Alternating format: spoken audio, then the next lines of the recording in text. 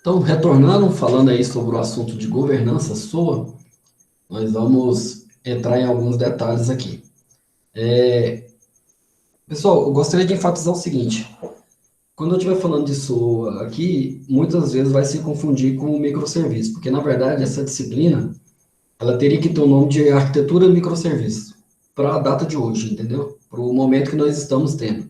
Então, eu estou falando de SOA e agora a gente vai passar do SOA e vamos entrar em microserviços, tudo bem? O conceito. Inclusive, o exemplo amanhã é em cima de algo nesse sentido, só para vocês entenderem. Mas SOA é a base, né? A base dessas coisas todas. Tá, então, alguns pontos aqui cruciais que nós temos da governança em cima da arquitetura orientada a serviço. Você tem uma parte de política, você tem uma parte de processo, você tem uma parte de métrica e você tem a parte da organização como um todo, ok? Na parte de políticas, você precisa ter pessoas que definem que o certo é certo e que o errado é errado. Vai fazer, não vai fazer, não vai fazer, ok? A parte de processo reforça todas essas políticas de que certo que é errado, e mapeia os, ok? Vai definir todo o fluxo de como que tem que ser feito.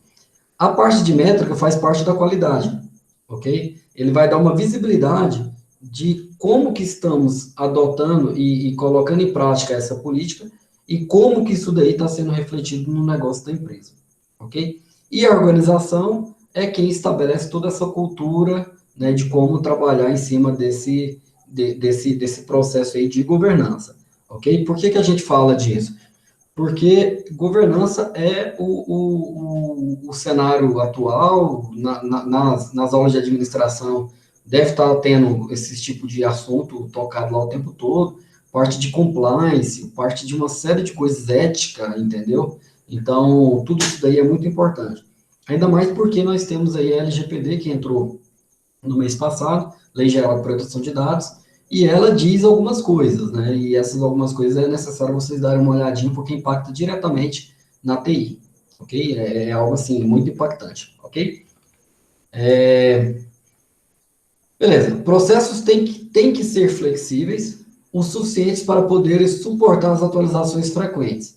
Se você tem um processo que ele faz mais do que uma coisa, essa flexibilidade você começa a perder. Então, ele começa a ter um acoplamento mais forte, né? Então, você tem que ter alguém aí para poder acompanhar esses processos.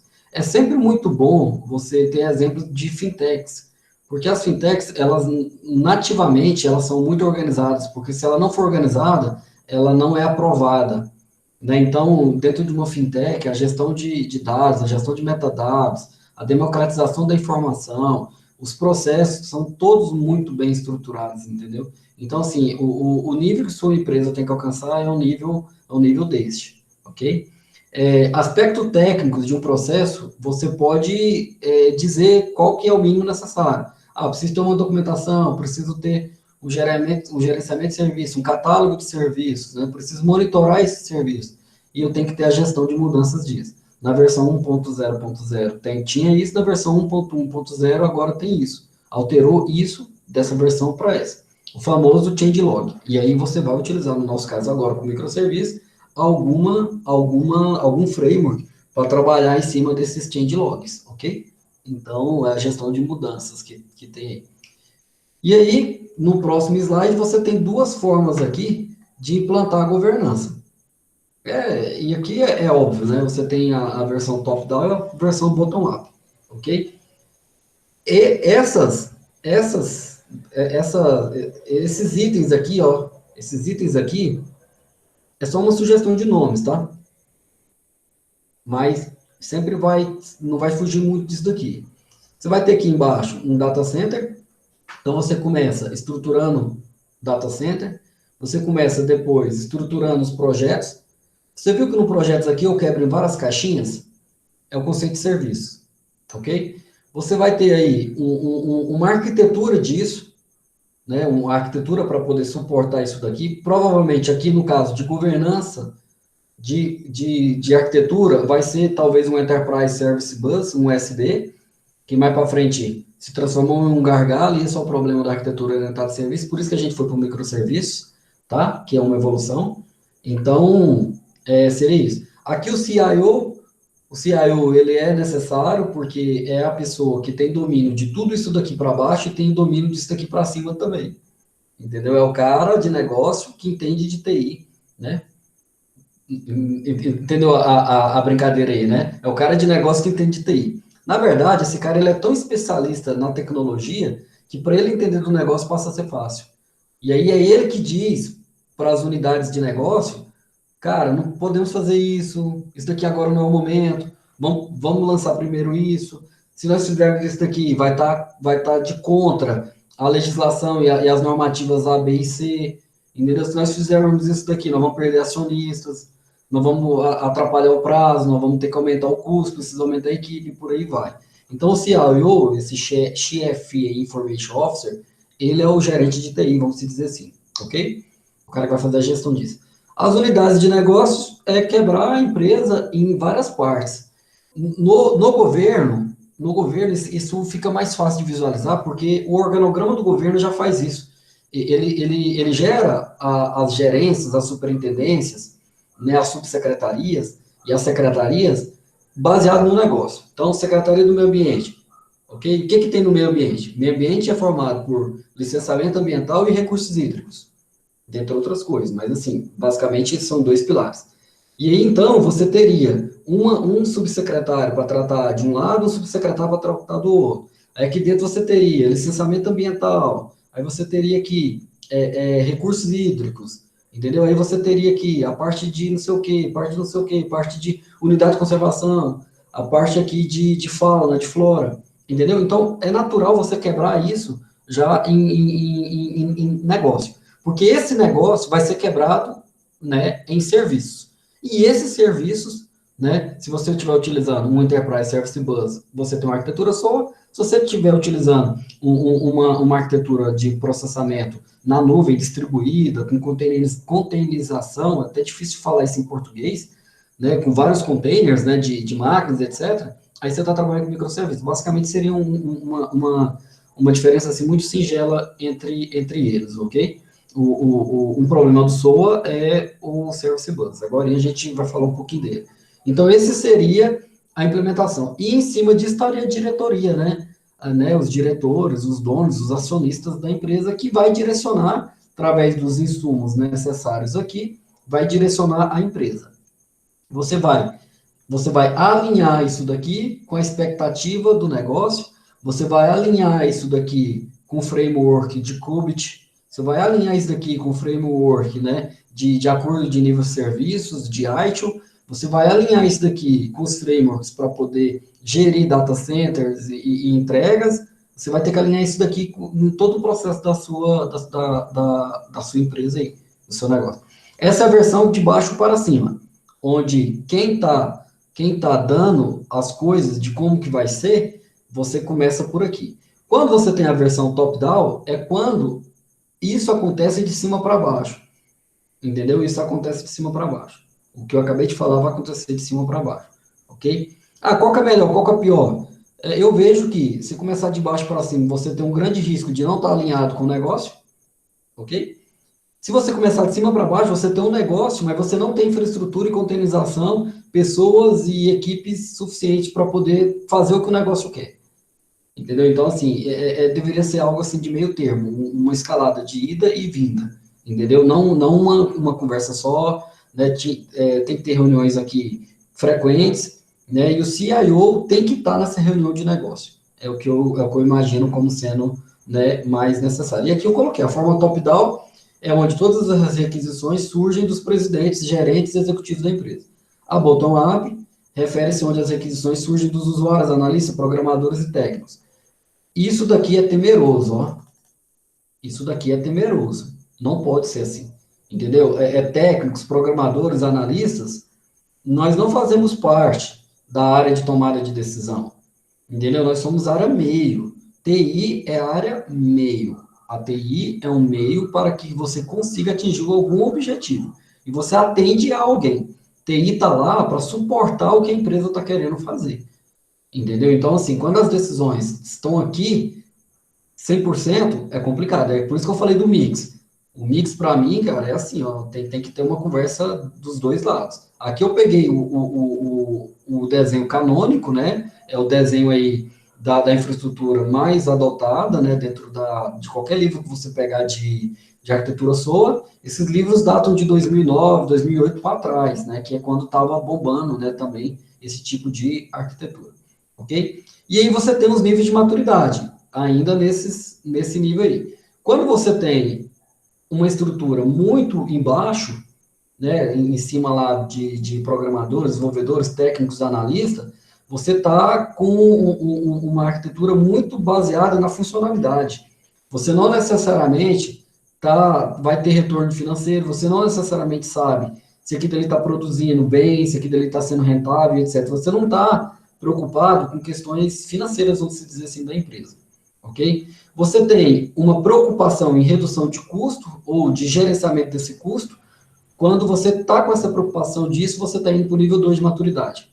Quando você passa a ter uma preocupação em camadas de negócio, entendeu? E serviços colaborativos, aí você passa a ir para o cenário 3. Quando você passa para o cenário de eu estou tentando mensurar, eu estou tentando gerenciar, quantificar qualitativamente e quantitativamente, ok?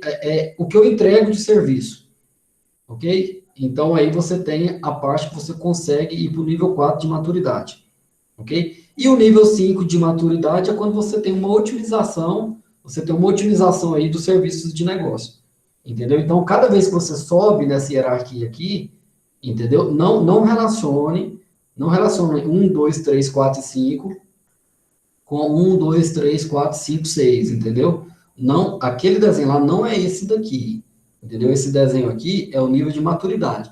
O nível 5 de maturidade, você tem aí uma otimização dos processos, é o principal benefício, ok? Se você estiver preocupado apenas no que eu acabei de falar, no início, o único benefício que você tem é que você tem serviços que atendem a diversas funcionalidades.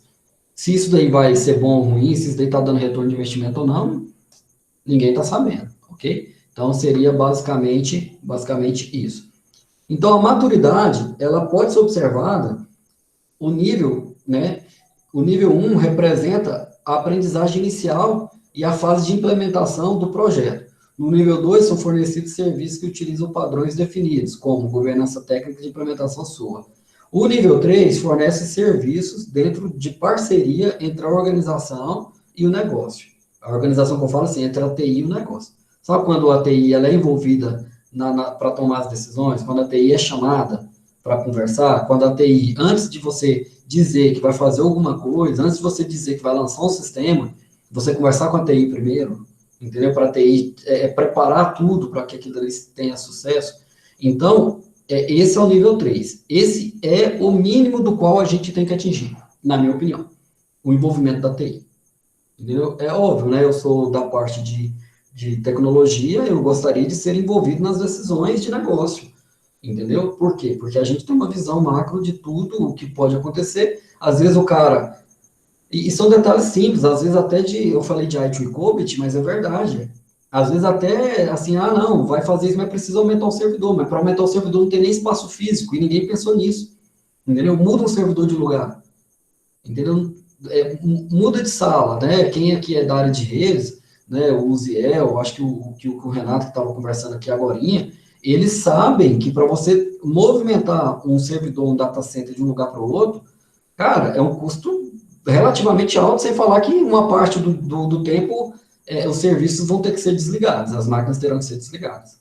Entendeu? Tem que ser uma sala cofre, tem que ter um espaçamento tal e B, tem que entrar uma energia para um lado e sair do outro, tem que ter um ar-condicionado que joga o frio, tem que ter outro ar-condicionado que puxa a umidade, entendeu? Porque não pode ficar úmido ali dentro, né? Então tem que ter bancos de bateria, tem que ter uma série, elevação do piso, né? Então e o cabeamento? Todos os cabos da empresa chegam ali dentro, aí você vai mudar de sala. Lá vai você passar tudo no padrão CAT de novo, entendeu? CAT 5, sei lá. Então, assim, é igual o Jesus aí, o Jesus Ramos, né? Colocou, eu não sei se o pessoal chama ele de Jesus, ou Ramos, ou Batista, né? Então, assim, é pura bucha, cara. Isso daí não é. E eu falo isso para vocês, de tudo que eu falo aqui, cara, pode saber que eu passei, entendeu? É complicado, as pessoas não entendem, elas acham que o sistema está lá, que ele clica, é rapidinho, entendeu? Ou, vou te dar um exemplo simples. Eu quero colocar as versões de código dentro do meu sistema. Vai ter um menu lá sobre, e lá dentro eu quero ver as versões de código, tá bom? As versões que eu estou implantando. No sistema monolítico, entendeu? Você vai lá e coloca versão do sistema, sei lá, sistema de gestão de recursos integrados, SGRI, versão 1.0. Depois amanhã a versão 1.0.1, 1.1.1, 1.2.1, você vai subindo isso. Ok? De maneira dinâmica você faz isso. Lá com Jenkins, você sobe a versão, tal, publica no Nexus e por aí vai. Cara, faz isso no microserviço. Entendeu? Só faz isso. Lá é trivial. Faz isso. Vários projetos, o cara funciona cada um de um lado, você não sabe exatamente qual que é o conjunto da obra, então quem está acostumado a ter um menu sobre, para poder ver essas coisas e pedir para você no microserviço, rapaz, ele não entendeu o que é o microserviço, ele não entendeu o que é a arquitetura por trás, é isso que eu estou falando desde o início. O seu cliente, para quem você está entregando, ele ainda não entendeu. E aí, ele vai refutar o seu código, refutar tudo que você está entregando por conta disso. Mas para eu colocar um versionamento lá dentro, cara, você tem que fazer o Kubernetes, conversar com o OpenShift, conversa com o Jenkins, que publica, que automatiza, que faz isso, que faz aquilo. Ah, é algo demorado de 2 meses? Não, não é 2 meses, mas você vai ter que ficar ali 2 dias em cima, cara. Você tem que parar o que você está fazendo e ficar 2 dias para poder resolver. Entendeu? Então é basicamente isso que eu estou tentando dizer para vocês, que para mim o nível 3 é o nível mais aceitável, entendeu? De ficar, né? É óbvio que se conseguir atingir o 4 5 é excelente, né? Agora é igual aquelas maturidades CMMI, MPSBR, entendeu? É impossível certas empresas, né? Isso vai muito da cultura da empresa, igual um colega já colocou aqui no bate-papo, para vocês verem que eu leio aqui, isso vai muito da cultura da empresa, mas também vai muito da cultura da empresa, entendeu? Quanto? Vou ter retorno disso? Eu vou gastar uma nota para poder fazer um software que emite nota fiscal. Compensa? Falando de negócio, compensa? Não, cara, R$ 60 por mês, você contrata uma API, que o cara do lado de lá, ele se vira e se vira e, cara, simplesmente transmite a nota fiscal para você. Entendeu? Então, assim, o Bruno Piva está perguntando qual que é o nível de maturidade. Nas duas organizações que eu estou, graças a Deus, a gente conseguiu chegar no nível 3, que é eu, ou a nossa TI, ser envolvida, entendeu? E ser assunto de debate, de reunião, quando alguém esquece de envolver a gente. Entendeu? Essas outras áreas que eu falei para você. Então, uma área de negócio, negociando alguma coisa, e não envolve a gente. Cara, é creu, entendeu? Vai ter problema. E aí, no nosso caso, como a gente está nesse nível de maturidade, a partir do momento que a área de negócio não envolveu você, a TI, e ela negociou prazo, custos e cronograma com alguém, agora, para ela garantir esse prazo, é problema dela. Entendeu? Eu não garanto. Eu vou fazer de tudo para conseguir te atender. Mas o prazo quem deu foi você. Certo? Isso pode ser prazo para mais como prazo para menos. Né? Às vezes a pessoa prometeu 6 meses e a gente faz em 2, ótimo. Ainda bem que ele prometeu para 6 meses. Mas geralmente é o contrário, promete para 2 meses e você fica 2 anos fazendo, porque eles pensam que é simples. O problema do usuário e nosso é sempre menosprezar o trabalho que a gente faz. Ok? Gente, tudo é muito difícil. Não dá para você falar que é uma telinha, um sisteminha. Entendeu? Não dá para você falar que é uma APIzinha. Agora surgiu a APIzinha. Não, é a APIzinha que você faz lá. Não é assim, entendeu? Então, quando você não é envolvido, eu não sou envolvido, então eu não assumo. Como é que eu assumo um compromisso aqui sei lá, que o Renato aí foi lá, fez um compromisso e ele traz para mim para eu assumir o compromisso dele? Isso não existe na vida real, por que tem que existir dentro da tecnologia? O problema é que a gente não traz a realidade para dentro da tecnologia. Aí acaba a gente fazendo o que? A correria. Então, a desorganização, ok? A ingerência dessas pessoas se transforma na nossa correria. E essa transformar na nossa correria é onde a TI não tem vida social, aí é onde é que a TI não dorme, as pessoas começam você começa a perder profissionais porque o ambiente começa a ficar ruim, entende? Então, assim, eu faço muita questão de manter o meu bom ambiente. Cara, na minha equipe, se você perguntar se tem alguém que quer sair, cara, entendeu? Que quer sair, os caras não querem, pelo contrário, já teve gente que saiu de outras equipes e foi para mim, de outra empresa para lá, só para poder ter o prazer de trabalhar num ambiente legal, entendeu? O ambiente é tudo na sua vida. A gente não entende isso, mas mais para frente a gente passa a entender. Um bom ambiente, cara, vale demais. Óbvio que a gente tem que ter dinheiro, né? Mas assim, né? Um bom ambiente vale demais. Então, é basicamente isso. O nível 3 é o nível que a gente está preocupado. Na sequência, o nível 4 ele tem um foco na implementação de processos de negócio, entendeu? Tanto os internos quanto os externos, certo? Então, você tem alguém, você tem uma área dentro da sua empresa, um escritório de gestão de processo. Você tem uma EGP, entendeu? Você tem um GP ali dentro, entendeu? Você tem profissional que tenha certificação em BPM, BPMN, entendeu? Você tem profissionais que sabem de cabo a rabo o PMBOK, que sabem fazer gestão de expectativa, que sabem fazer gestão de projeto, que sabem transformar isso, entende que a documentação ela é necessária, que na hora que ela passa para a equipe de desenvolvimento, entendeu? O negócio já está todo desenhado, todos os fluxos que tem que acontecer, e como que tem que acontecer. Entendeu? É óbvio que tem que alterar e a gente vai refinando isso à medida que vai acontecendo. Mas é o ideal, ok? E aí, na plataforma de nível 5 já no nível 5 esses processos a gente passa a refinar e otimizá-los. Aí é um ciclo eterno. Sempre olhando para o negócio e olhando para a arquitetura de serviço. Sempre. Entendeu? E aí, esse modelo de maturidade, ele foi desenvolvido pela IBM, não sei se vocês sabem, mas a IBM é um grande player desde muitos anos, então tem muita coisa baseada em padrões dela, em padrões internacionais e por aí vai, sabe? E a gente chama esse cara de modelo SIM, entendeu? Esse modelo SIM é maturidade de integração de serviço. Ok? Se você pesquisar aqui, ó, na internet.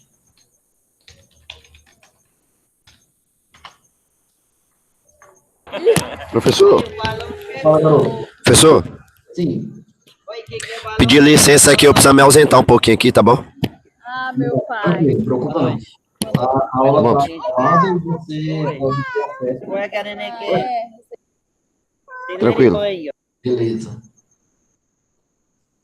Olha aqui, o modelo SIM. O modelo SIM olha aqui, 2005, cara.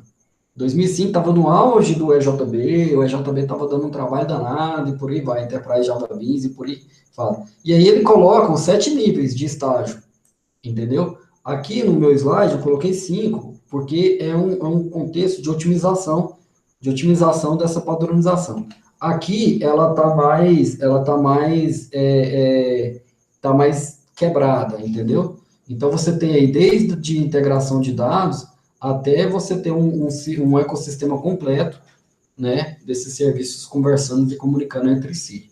Ok? Então esse modelo sim aqui é um modelo bem bacana de você tá trabalhando. Aí ele te coloca aqui o level 1, level 2, level 3, 4, ele vai explicando aqui para você isso daqui. Então, se você digitar SIM, IBM, você vai ver aqui, e ele já traz para a arquitetura o quê? SOA, Web Service SOA, tá vendo?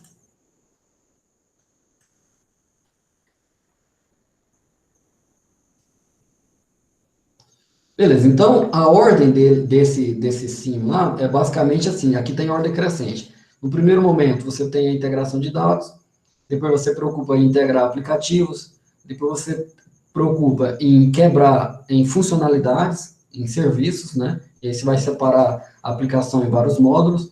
Depois você vai fazer esse processo de integração do que você modulou aqui.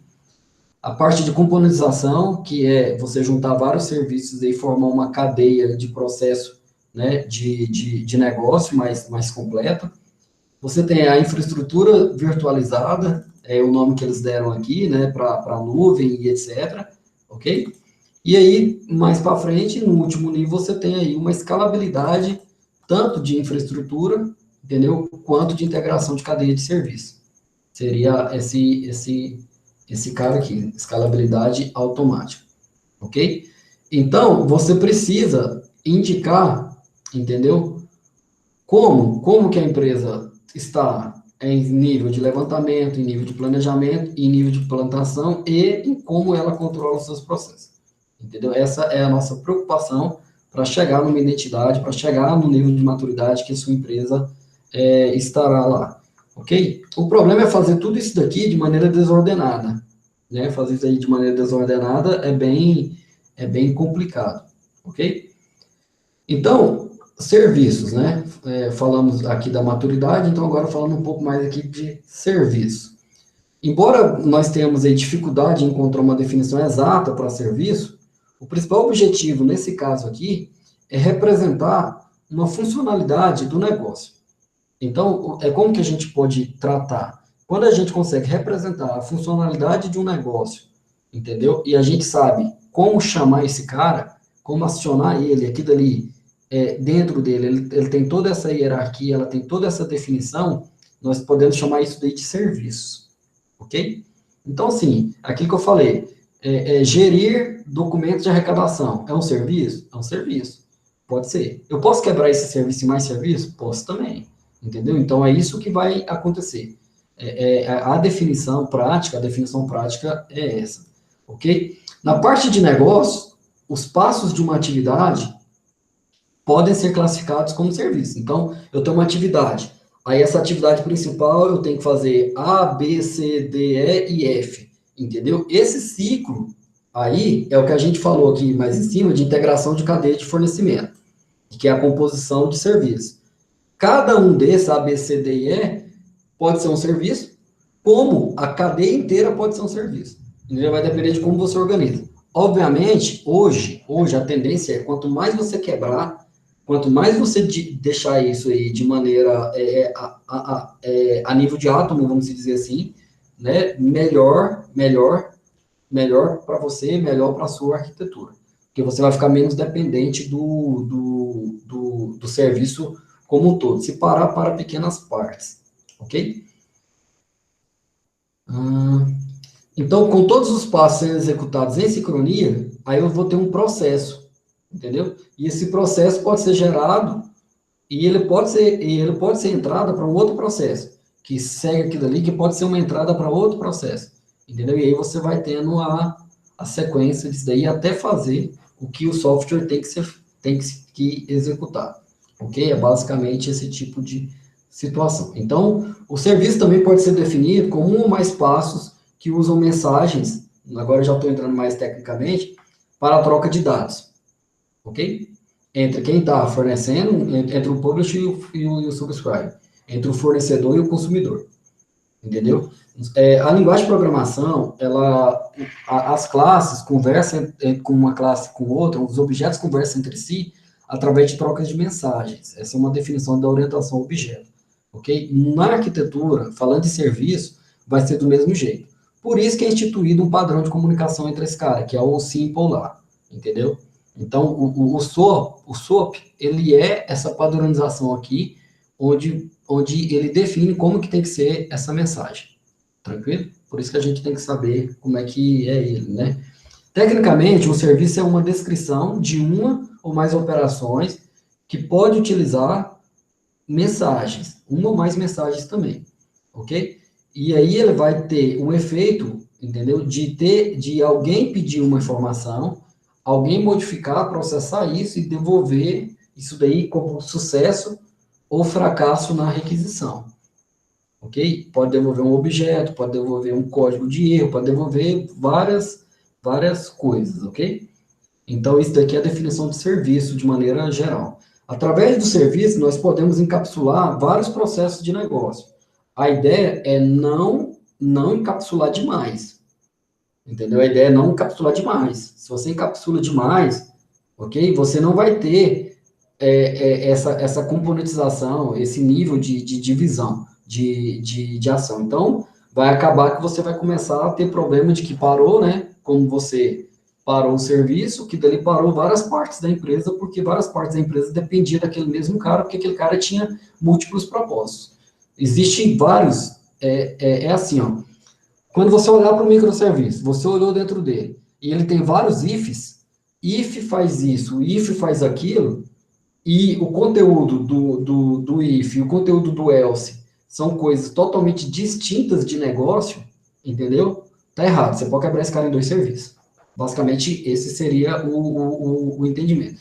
Um if e um else ali dentro, ele tem que estar ali para poder trocar valores de variável, entendeu? Para poder acionar uma situação A ou uma situação B dentro do mesmo negócio, entendeu? Agora, você tem um if ali dentro. Se for uma situação, ele faz uma coisa distinta. Se for outra situação, ele faz outra coisa distinta, não, aí não pode. Né? Você tem que quebrar esse cara aí em mais de um serviço. Essa seria a minha lógica de entendimento. Quando eu bato o olho no código, é isso que eu procuro.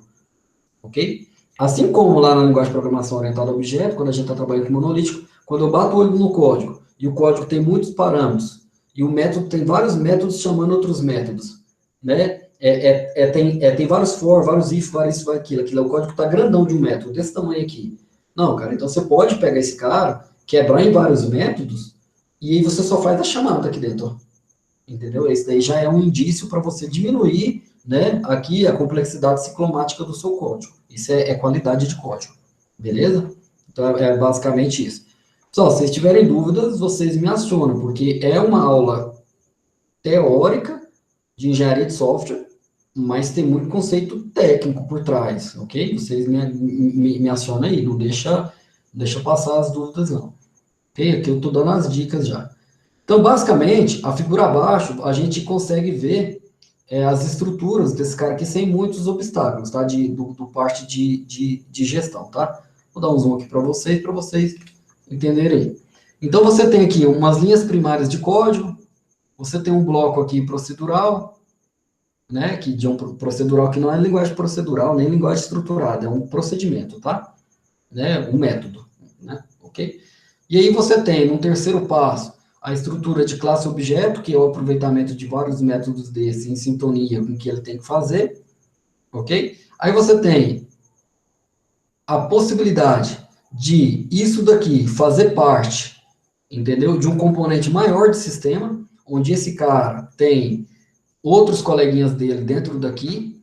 Esse desenho gráfico aqui é um desenho da UML, tá? Você tá vendo aqui que tem esse quadradinho aqui e tem essa abinha aqui, entendeu? Isso daqui é um desenho de um componente dentro da UML. A UML é muito utilizada para componentização. Tem um diagrama lá chamado diagrama de componentes, ok? Onde eu componentizo as coisas. Cada componente desse daqui faz uma ação, ok? E eu posso pegar esse componente aqui e transformar ele em um serviço, ok?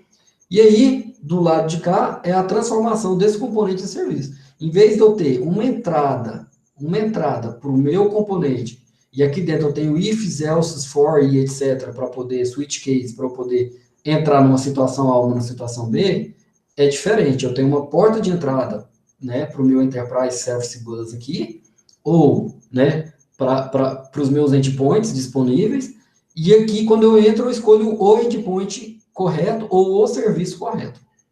Entendeu? Trabalhando nos dois cenários aqui. Isso aqui seria a nossa estrutura. Ok? E aqui eu explico que apresenta níveis em que o serviço pode ser encapsulado e onde as linhas primárias do código são em uma determinada linguagem. Um passo a passo aqui para a determinação de um procedimento. Ok? Então, aqui está sendo explicado do jeitinho que eu falei para vocês, eu já fui explicando aqui, ok? E aí, falando em serviço, as estruturas complexas, né, que nós temos aí, nós temos que representar ela, quebrar ela em passos pequenos. Existe uma máxima aí na comunidade, que a gente fala que a gente tem que dividir para conquistar. Não sei se vocês já ouviram isso. Em vez de você fazer tudo, você quebra aquilo dali e divide para conquistar.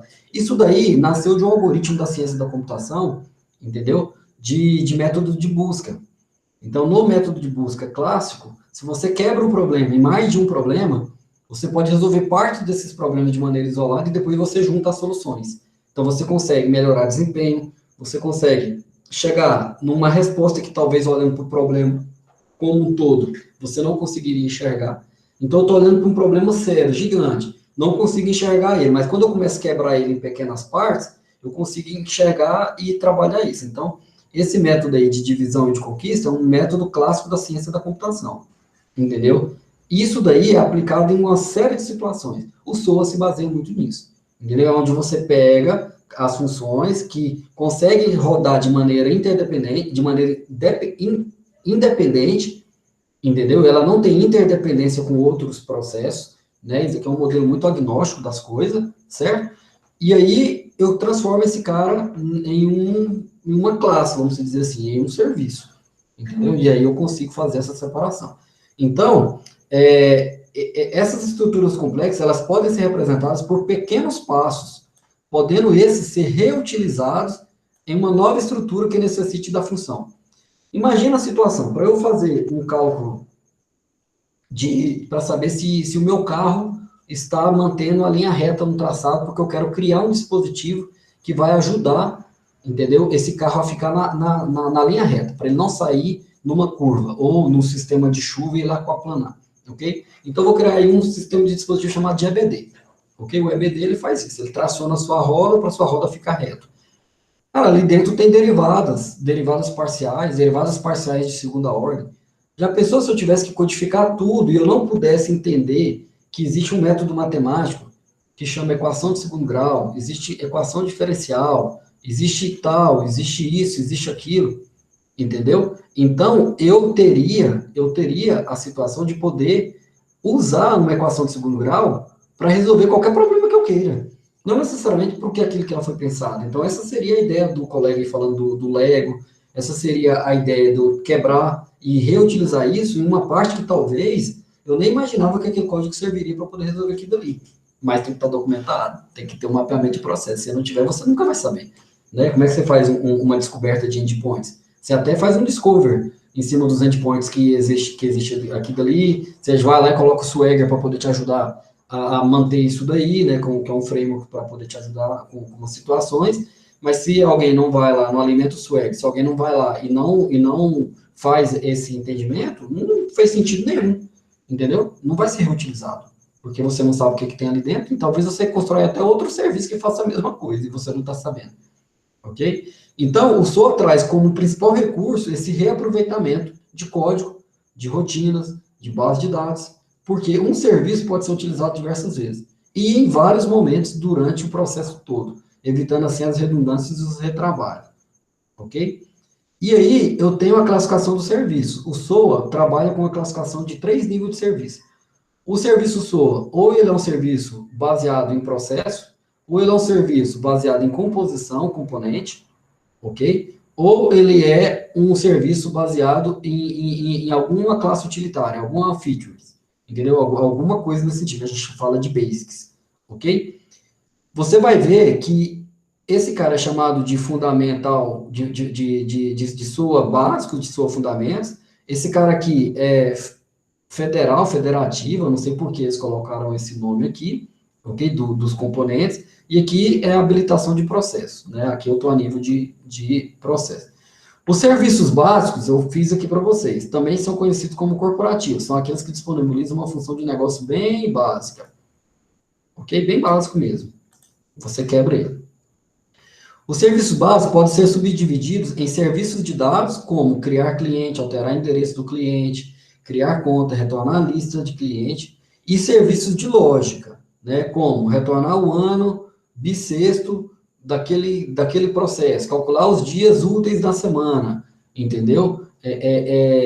Fazer uma conversão de unidade de medida de metros para quilo, entendeu? Por alguma forma, algum embasamento ali, entendeu? Então, esses daqui seriam serviços de lógica, serviços utilitários e serviços de dados, né, que manipulam dados, ok? Após estabelecer serviços básicos, então você tem, então, você está no SOA fundamental, ok? Do fundamento SOA. Os serviços intermediários, os intermediate, eles também são conhecidos como serviços compostos, certo? São os que fazem trabalho de orquestração de serviço. Sabe aqui que eu criei aqui, criar um cliente, depois eu tenho que mandar um e-mail para esse cliente, para ele poder validar a conta. Depois eu tenho que redirecionar esse cliente para uma outra funcionalidade. E depois eu tenho que imprimir o comprovante da criação desse cliente. Falei aqui 4 ou 5 serviços, por exemplo. Ok? Aí você vai ter um serviço para controlar o serviço. Entendeu que massa? Então, esses serviços são chamados serviços intermediate. são serviços que controlam serviços. Eles estão em uma camada diferente da camada daqui. Aqui está em uma camada básica, e aqui você já começa a querer entrar numa camada, né, de lógica, uma camada de quase que de negócio, ok? Então, como é uma orquestra musical em que o maestro tem vários instrumentos, no nosso caso, serviço, né, para ele orquestrar, né? Então, os serviços compostos utilizam o serviço básico para obterem resultados.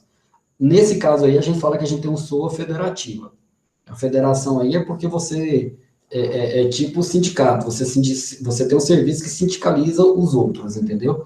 Por que eles deram esse tipo de nome, eu não sei. Então, seria entidades aí federativas. Beleza. A federativa faz uma alusão de que a federativa faz o todo funcionar, né? Vários federativos você teria o todo aí para poder fazer isso daí. O processo de serviços de processo é a união de serviços compostos, definido em um determinado processo que tem estado. Assim, diferente dos serviços básicos e compostos, esses serviços eles guardam estados em decorrência da sua execução, ok? Podendo trabalhar com fluxo. Esse cara está alinhado com o BPMS. Esse cara está alinhado com o BPMS. E aqui ele tem fluxos alternativos, né? Fluxos principais alternativos de exceção, para poder ele se comportar de maneira prática. É esse cara que define o comportamento do sistema.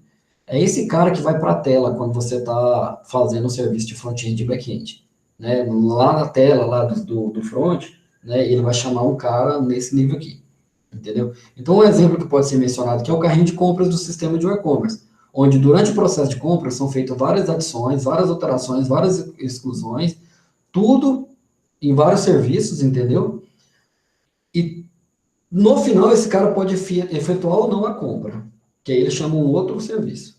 Mas o carrinho de compra, você está lá guardando o estado. Você sabe o que tem ali dentro, o que foi adicionado, o que foi retirado, você permite alterações, você permite uma série de coisas, ele guarda a noção de estados aqui, entendeu?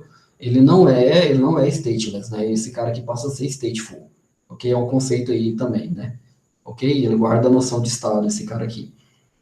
Beleza, então, se esse cara aqui tiver nesse nível, o serviço SOA está habilitado para processo. O microserviço, os frameworks hoje de Java, do .NET, etc., eles ajudam demais a você chegar nesses caras aqui sem ter que se preocupar com isso. Esse é o problema. Porque você vai ter os programadores sem estar sabendo disso daqui. E para eles vai ser natural. Sabe aquele cara que está utilizando o JSF, mas ele não sabe do ciclo de vida do JSF, ele não sabe que dali foi uma evolução de struts, foi uma evolução de uma série de outros frameworks para trás. Ele não tem noção do que é controlar um objeto na tela. Ele não tem noção do que é fazer uma requisição assíncrona, entendeu? Então, esse cara, ele vai ser sempre um bom programador? Vai. Mas volta e meia, ele vai cair em um problema do qual ele não vai saber resolver, porque ele não tem a base. É isso que eu estou querendo dizer aqui, entendeu? Então, esses frameworks de hoje em dia, eles ajudam demais a você ir para esse cara aqui sem estar sabendo. Só o fato de você programar separado, front-end de back-end, colocar aqueles arcabouços tecnológicos que vocês vão ver aqui dentro, já está nesse nível aqui, não tem o que fazer.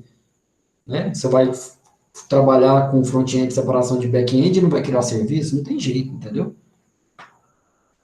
Beleza. E aqui você tem uma forma de trabalhar, né, ou de maneira canônica aqui, o SOA. Entendeu? O SOA é isso daqui. E aqui nós vamos falar do porquê que o SOA morreu. Entendeu? Nós estamos falando aqui do SOA, tá? Da base dele. Por que ele morreu e por que entrou o microserviço. Vamos lá. O que acontece? Você vai ter um serviço de front-end, que é o serviço que consome alguma coisa que está sendo provido por alguém, que é esse services provider aqui, ok? Aqui dentro você tem as interfaces gráficas, você tem um front-end, ok? E aí você tem um conjunto de coisas aí no front-end que pode ser disparadas, né, para a camada superior, ok? Nesse caso, camada inferior, né, porque vai vir de cima para baixo, né? A gente sai do front-end e desce para o back-end. Esse é o termo que a gente usa aqui. Entendeu? Então, o que acontece? Essa camada a gente chama de camada de negócio, enterprise. É onde você vê as telas, onde aqui as pessoas estão ali interagindo com o sistema. Aí você tem uma camada no meio disso, que é a descoberta de onde essa chamada do front-end tem que bater, onde que ela tem que ser chamada. Entendeu? Então, para isso, né, numa arquitetura de monolítica, daqui você já passa para dentro. E tudo encapsulado dentro de uma coisa só. Aqui no nosso camada de serviço, você pode ter uma camada a mais depois da tela, ainda no lado do cliente, ainda no lado de cá, você tem uma camada que processa serviço, tá vendo aqui? Que processa serviço. Certinho? Então, essa aqui é a camada de processamento de serviço. O que que tem nessa camada de processamento de serviço? Aquela orquestração que eu acabei de falar para vocês. Entendeu? Aquela orquestração de serviço. E essa orquestração de serviço, ela busca em algum lugar, lembra daquele desenho que eu coloquei lá que tem um cartório? O cartório não é o ente federativo nosso que deixa público para todo mundo, que aqui dali você está casado, e aí te dá, inclusive, um documento para isso, e te toma o outro, né? Ele te toma lá o certidão de nascimento, entendeu? Porque ali tá todo mundo sabendo. Então, essa camada aqui, Enterprise Service Bus, ela é para isso, ela é uma camada, entendeu, de serviço. Essa camada de serviço, que todos os serviços da empresa estão aqui, ó.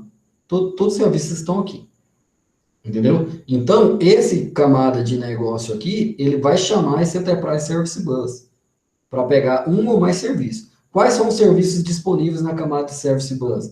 O serviço de componentes, entendeu? Que pode ser dividido em componente de dados e pode ser dividido também naqueles componentes utilitários que eu falei agora. Entendeu? Então, é basicamente esse cara aqui. Certinho? Então, esse Enterprise Service Bus ele faz isso. E esse cara aqui, ele disponibiliza o serviço como? Ele sabe quem que é no back-end, ele sabe quem que é o serviço de camada lógica, ele sabe quem que é o serviço de camada de dados, entendeu? E esses serviços aqui de camada lógica, camada de dados, eles sabem ir eles sabem ser executados. Vai no banco de dados e volta ou executa a função do qual ele tem que executar, que vai estar aqui no back-end, beleza? Então, esse daqui seria o fluxo. E nesse serviço de back-end aqui, você tem um mainframe, você tem um servidor de banco de dados, você tem um SAP, você tem diversos cenários do que você pode estar colocando aqui dentro. Entendeu? Então, esse daqui é o que a gente está trabalhando. Certo? Até aqui tá tranquilo? Beleza. O que é importante ressaltar agora? O que é importante ressaltar? Qual que é o principal problema do monolítico? Se eu paro aqui, ele para tudo. Se eu atualizo aqui, ele atualiza tudo. Se eu mexo aqui, você está mexendo no todo. Existe um arquivo só WAR em cima de um servidor. Se eu quero escalar o meu servidor, eu tenho que procurar mecanismos de dentro do servidor de aplicação para poder fazer essa escalabilidade. É o Apache que eu tenho que escalar, é o Tomcat, é o JBoss, entendeu? Eu tenho que ser feito, nesse cenário. O que acontece aqui? Não, vamos então quebrar isso daqui em vários serviços, que é a proposta da SOA, da Arquitetura Orientada de Serviço. O que foi o problema? O problema foi que eles quebraram isso daqui em vários serviços, mas aglutinaram no SB aqui, no Enterprise Service Bus, nessa camada aqui. O que acontece se essa camada aqui cair? Que ela está em cima de uma infraestrutura única. Esse é o problema. Se isso daqui cair, eu tenho o mesmo problema lá do serviço lá do monolítico, do WAR lá do Java, por exemplo, de programar com JCF. Então, isso daqui gera um custo muito grande de manter, onde fizeram com que as empresas de tecnologia, eles recuaram e deixaram de utilizar a SOA. De 2008, 2010 para cá, eles pararam de usar SOA, ninguém falava mais de SOA. Aí evoluiu lá o conceito de tela, de componentização, de interfaces ricas, interface, não sei o que, e voltou para o monolítico. E agora a gente está voltando de novo para o SOA. Só que agora, quando voltamos para o SOA, no SOA, do SOA que está voltando agora, nós estamos chamando ele de microservice. De microserviço. Que é o quê? Que é uma evolução dessa arquitetura aqui. Onde esse Enterprise Service Bus, ele é fatiado. Ele é fatiado. Ele é clusterizado. Ele é containerizado. Não sei nem falar isso. É a containerização. Entendeu? Do qual, essa containerização, ela não deixa o serviço cair. Quando cai um container, cai só um pedaço do nó. Cai um cluster do nó. Não para tudo. O restante ainda continua o quê? Em funcionamento. É por isso, entendeu? É isso que aconteceu aqui. Essa é a principal diferença de microserviços e arquitetura SOA. A nossa disciplina fala de SOA, mas é porque a gente precisa te explicar sobre isso. Então, vai chegar uma parte para frente que a gente vai ter que trabalhar em cima desse cenário, né, do microserviço, ok? De publicação de API. O que é publicar uma API, galera? É eu quebrar esse cara em um conjunto de coisas, entendeu? Como se fosse um service process aqui, um processo de serviço, e esse processo de serviço aqui, eu coloco ele inteirinho para rodar dentro de um nó. Esse outro eu coloco dentro de outro nó, esse outro dentro de outro, dentro de outro, dentro de outro, dentro de outro, eu vou fazendo desse jeito, entendeu? De qual forma que eu consigo garantir essa disponibilidade. Entendeu? Pegar esses caras aqui, colocar tudo dentro do mesmo container, você está com microserviços cometendo um pecado do SOA. Se você ler em qualquer lugar, você vai ver esse tipo de indagação. Entendeu? Então, seria esse o detalhe. E aí, só para poder vocês entenderem, antes de eu descer os slides aqui, eu vou explicar esse cara aqui para vocês. Entendeu? Mas antes disso, olha só um desenho que eu preciso fazer aqui para vocês, tá? Rapidinho.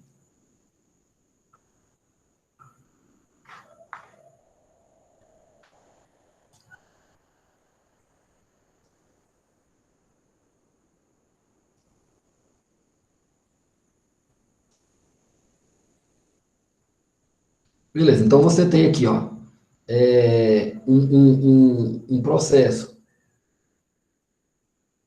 de serviço, você tem outro processo de serviço. Esse processo aqui é nível de negócio, é nível de processos, entendeu? Esses caras aqui, eles estão amarrados num Enterprise Service Bus, um USB. Esse cara aqui caiu, fudeu. A ideia é, então, eu fazer com que esse cara aqui,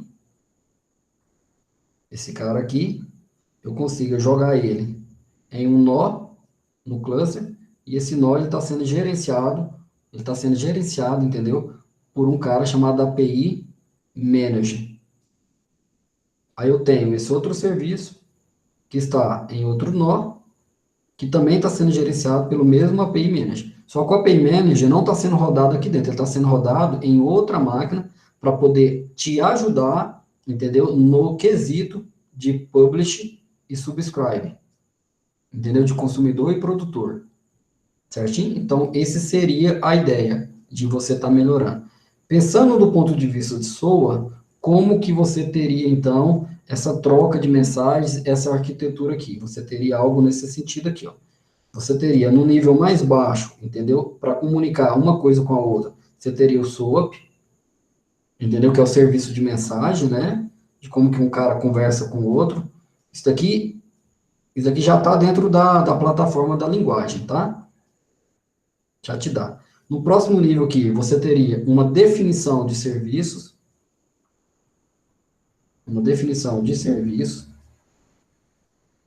ok? Então, aqui, essa definição de serviço é o contrato que eu faço. Eu tenho que dizer o layout de comunicação que eu vou ter que ter do carrinho de compra, de cadastrar um produto, de fazer qualquer coisa, de enviar uma fatura, entendeu? E eu vou padronizar isso daqui hoje com WSDL. Mas poderia ser antigamente o UDDI, alguma coisa assim, ou UIDD, alguma coisa nesse sentido, eu não me lembro exatamente. Então, isso aqui é a definição de serviço. O que a definição de serviço faz? Ela define o contrato, vixe Maria, o contrato do layout, vou colocar assim, Sabe quando você tem que mandar um layout para frente, que você coloca assim, ó, nome, depois endereço, depois telefone, entendeu? Aí você fala, esse é obrigatório, esse não. Depois você fala, esse daqui pode ter 200 caracteres, esse daqui pode ter 50 caracteres, e esse daqui 8 caracteres, 9 caracteres, por exemplo. Entendeu? Então, isso daqui vai tudo numa definição de um XML, entendeu? Um XML com namespace, com algumas coisas mais especificadas. Tranquilo? Então, tá. Então, isso daqui é a definição de serviço. Acima dessa definição de serviço, você vai ter uma definição de processo, de mapeamento de processo. No mapeamento de processo, você pode utilizar qualquer ferramenta para isso, certo? Na programação, você pode utilizar um framework chamado WSBPEL, BPEL, ok? A nível de processo. Beleza. Acima do nível de processo, você vai ter um outro cara, que é um cara de suporte. Esse suporte, ele é um suporte de back-end e front-end, certinho? Por questões de segurança, por questões de tratativa, por questões de qualidade, por questões de velocidade, de atendimento a uma requisição, de timeout, uma série de coisas. Entendeu? É aqui que você vai ter o Web Service Security, para você implementar nas suas camadas de segurança, Security, entendeu? Aqui você vai ter WS Address, entendeu? Você vai ter uma série de coisas que você vai ter que implementar no seu código para dar suporte a esses serviços. Lembra que os serviços vão estar soltos, né? Então, tem que fechar esse endpoint certinho e garantir que tenha segurança. E acima, né?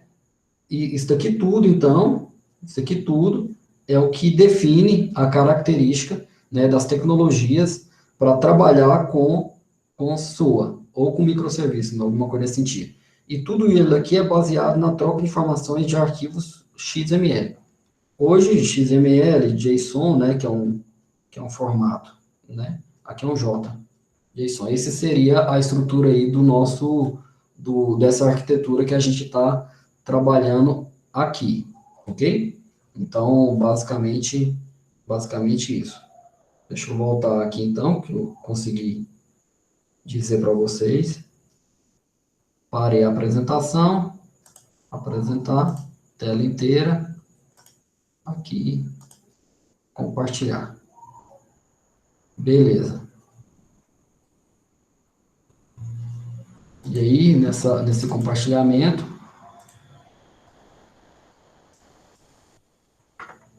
e aqui eu vou estar explicando, né? Então, assim, eu vou avançar aqui só mais alguns minutinhos, tá? Eu sei que a aula já tá grande, só para a gente encerrar esse assunto aqui. Então, aqui você tem interface gráfica de front-end. Até chegar no ESB aqui, no Enterprise Service Bus, nós caracterizamos esse cara aqui como front-end, ok? A partir do ESB, que é os componentização, nós começamos a trabalhar com lógica. E aí nós conseguimos tratar ele como back-end. Então, isso daqui da orquestração aqui, dependendo do jeito que você colocar, se já fizer uma chamada direta, pode ser front-end, pode ser back-end. Hoje, a definição de front-end e back-end é uma definição assim, é a tela, é botões na tela, etc., é front-end. Clicou naquele botãozinho lá e submeteu, já passa a ser back-end. Então, a tela, os botões, os campos, front-end, o botãozinho que eu clicar ali, front-end, quando eu clicar naquele botão, já é recepcionado pelo back-end. Na verdade, ele é recepcionado por esses caras que eu falei para vocês, desses frameworks. E esses caras desses frameworks é que te direcionam para o back-end adequado, entendeu? É aqui onde é que a gente está trabalhando. Então, a existência de back-ends, sistemas normalmente executados lá no servidor de aplicação, ok? Ele é a principal camada da arquitetura, entendeu? Nele, a gente tem servidores de aplicação, banco de dados, os nossos RPs e etc.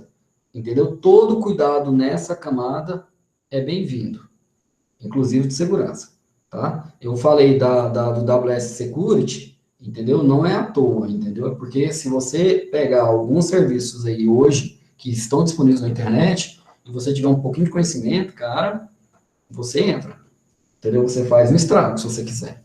E eu estou te falando de órgãos grandes, de coisas, né, que às vezes você nem sabe que aqui dali não está protegido, ok? Porque eu estou te falando, são arquiteturas muito recentes, é muita correria para poder implementar, é muita coisa, né? É muito difícil, é muita tecnologia, e às vezes o cara vem com a cabeça do monolítico para cá e aí ele não vai se preocupar com isso daí. Os serviços básicos de dados lógicos efetuam contato direto com os backends através de Service Bus, entendeu? Esses Enterprise Service Bus, nós chamamos ele de barramento de serviço, ok? Bus de barramento, né? Enterprise de negócio, Service de serviço, entendeu? Então, é um barramento de serviço, ok? Ela é uma interface que vai prover toda a conectividade com o nosso back-end, do front com o back e a resposta. A resposta tem que voltar para quem na requisição, né?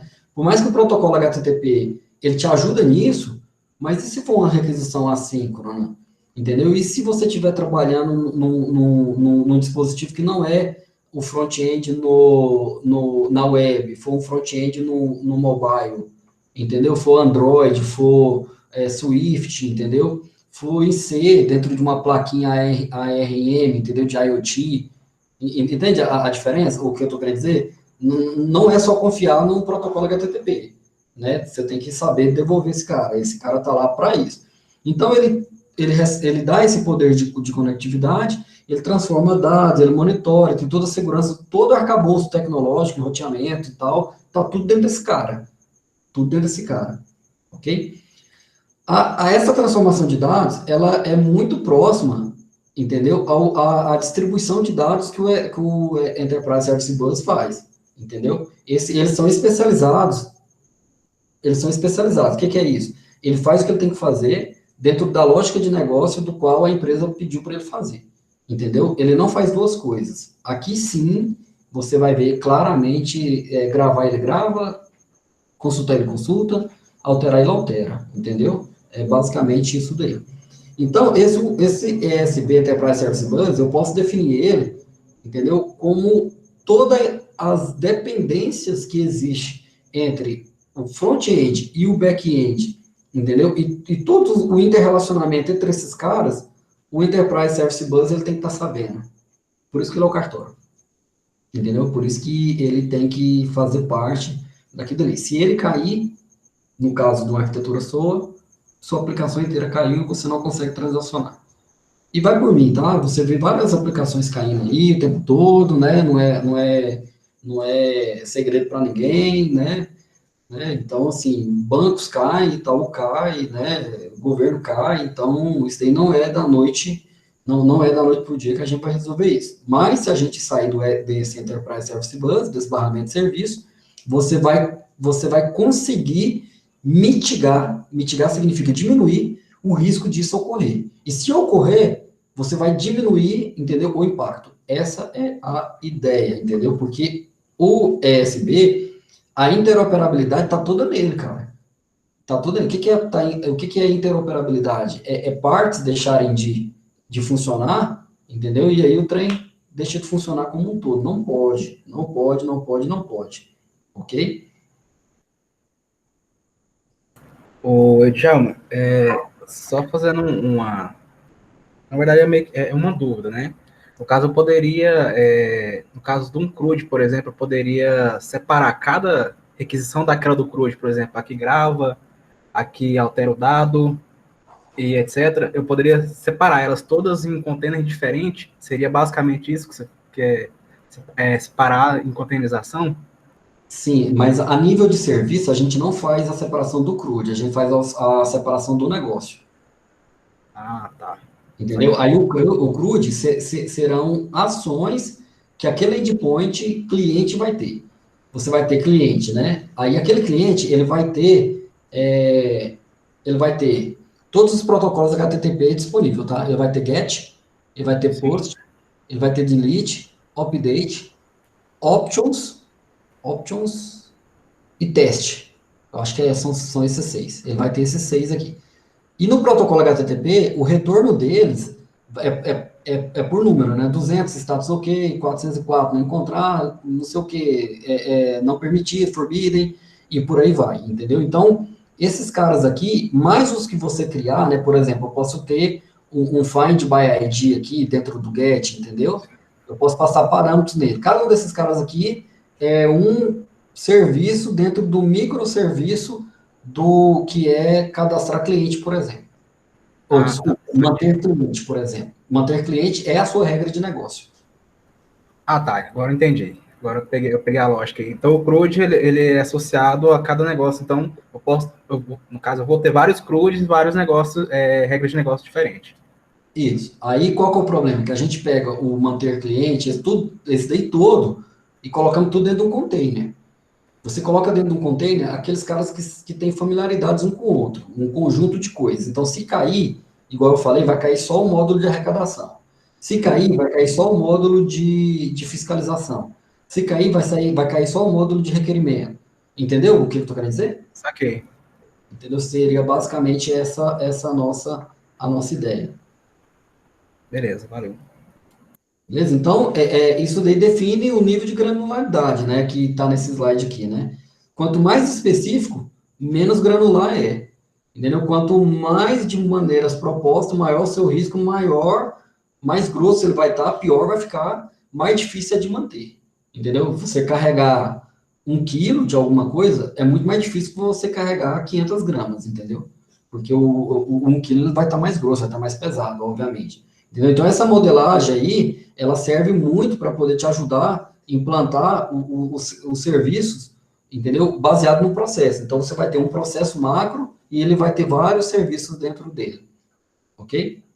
Então, quanto maior a subdivisão, mais específicos são os serviços, e quanto mais específicos são os serviços, melhor é a manutenção, mais não, né? Melhor também é a escalabilidade, entendeu? E você vai facilitar o reuso desse serviço.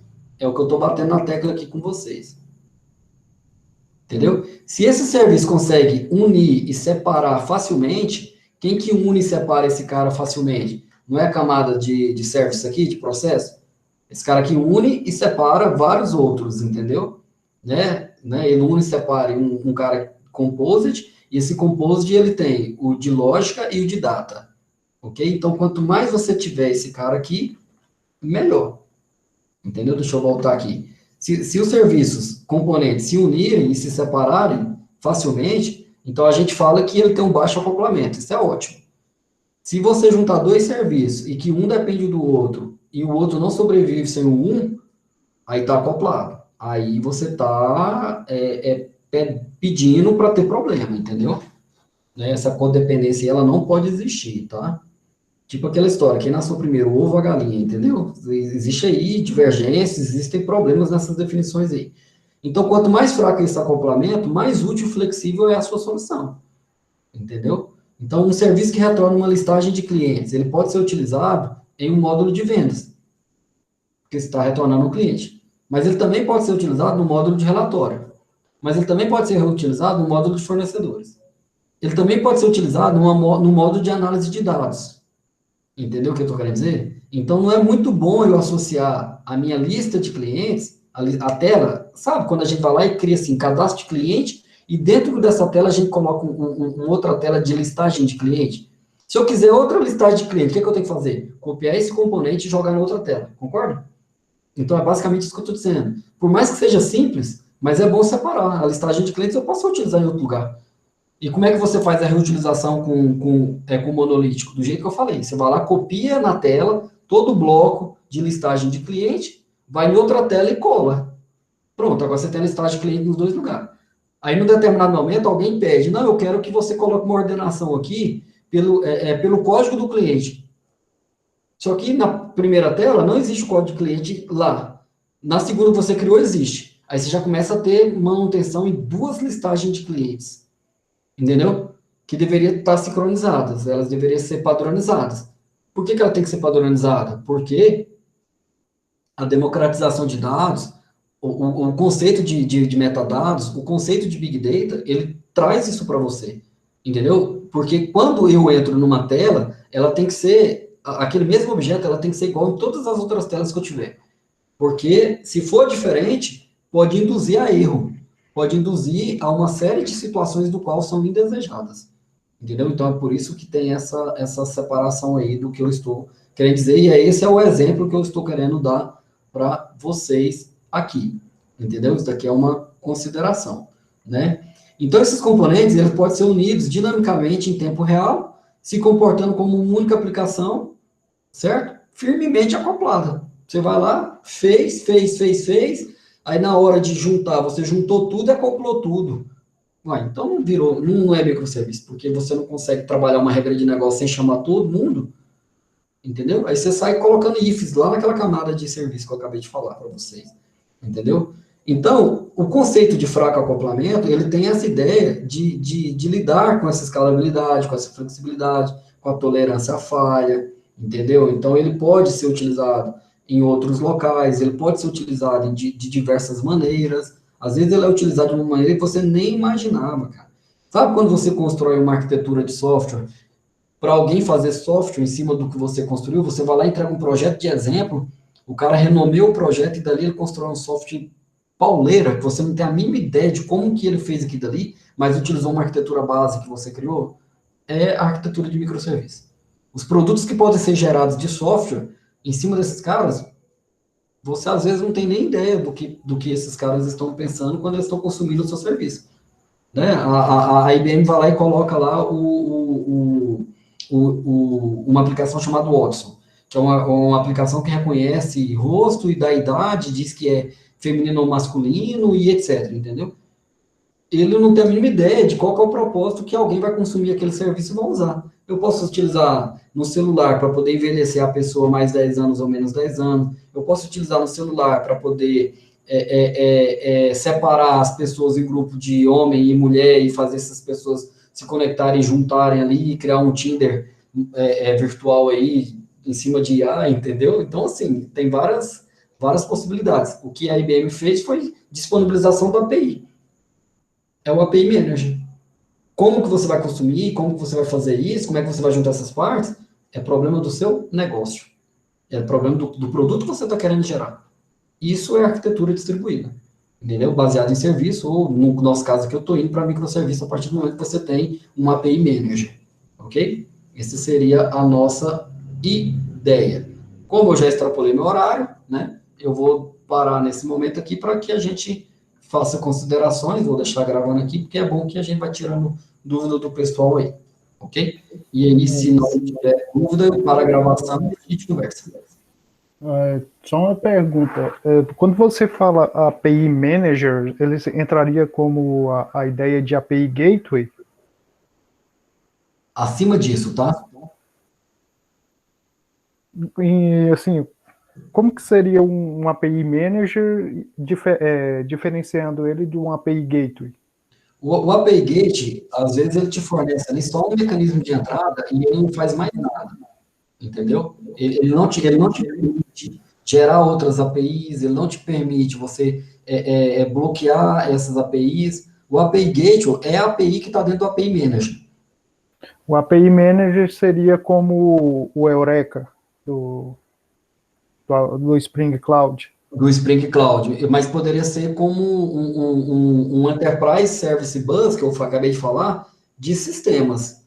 Né? Quando você vai para o microserviço, você tem que escolher algum API Manager. Sabe quando você cria um sistema grandão que vai ter vários outros sistemas dentro dele, você tem que gerenciar esses outros sistemas, quem é que pode entrar, quem é que não pode, e você cria um portal para isso? O Service Discovery e o Service Registry. É o API Manager, cara. Saquei. Sacou? Massa. O API Manager vai além. Por isso que eu vou mostrar para vocês amanhã, né? Uma opção de API Manager que a gente está começando a adotar aqui dentro do... Começando não, né? Já estamos adotando aqui dentro do Estado, tá? Show. Valeu demais. Pessoal, então eu vou parar a gravação para vocês ficarem mais à vontade para perguntar. Obrigado a todos.